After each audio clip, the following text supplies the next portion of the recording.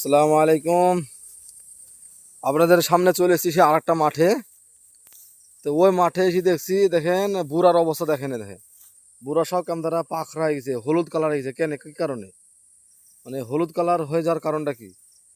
তো এটা জমি এলাকায় জিজ্ঞেস করলাম, তো বলছে দুদিন বর্ষা হলো না, বৃষ্টি হলো, বৃষ্টির কারণে এটা এরকম হয়েছে। দেন সব সব গোটা জমি এরকম, আপনারা দেখেন গোটা জমি এরকম হয়ে গেছে, কালো খুব কম, সব পাখরা হয়ে গেছে।